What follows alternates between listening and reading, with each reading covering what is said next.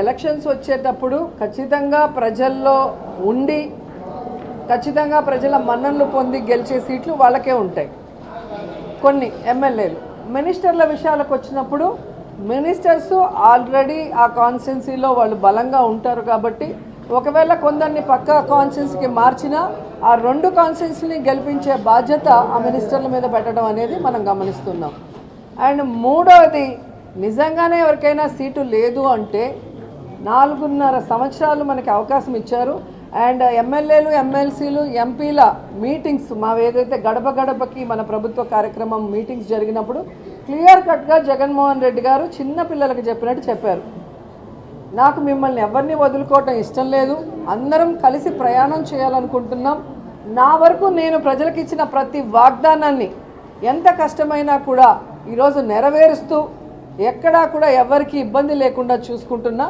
కాబట్టి లోకల్గా మీ మీద బ్యాడ్ లేకుండా చూసుకోండి, ప్రజల్లో ఉండండి, ప్రజలకి నేనిచ్చే సంక్షేమాన్ని లేదా వాళ్ళు కోరుకున్న అభివృద్ధిని నాకు తెలియజేసి చేయమని చెప్పడం జరిగింది.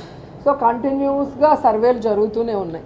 అలా ఎవరైనా కొంతమందికి మిస్ అయ్యింది అంటే అది వారి పొరపాటే తప్ప జగన్మోహన్ రెడ్డి గారి పొరపాటు కాదు అనేది ఈరోజు అందరూ తెలుసుకోవాల్సిన విషయం.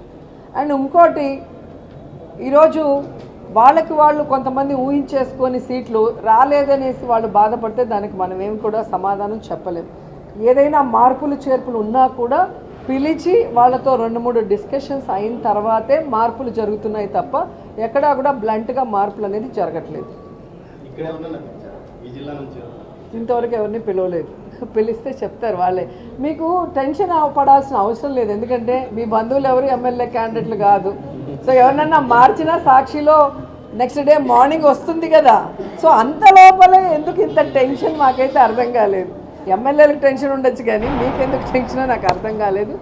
అండ్ కొన్ని ఛానల్స్, పచ్చ ఛానల్స్ పనిగట్టుకొని వీళ్ళకి సీటు లేదు వాళ్ళకి సీటు లేదని వాడి ఆశని వాడి కడుపు మంటని ఈరోజు ఒక స్టోరీల రూపంలో వేస్తున్నారు.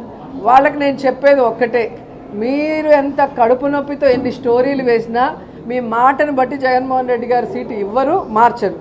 కాబట్టి నీ కడుపు మండకి నువ్వు మెడిసిన్ తీసుకుంటే అది తగ్గుతుంది తప్ప నువ్వు ఇలా చేయటం వల్ల ఎవ్వరు కూడా నమ్మే పరిస్థితి లేదు. నన్న ఏం చేయాలని ఆశపడుతున్నావా? అదే అంటున్నాను కదా, చేసుంటే మీకు సాక్షిలో వస్తుంది.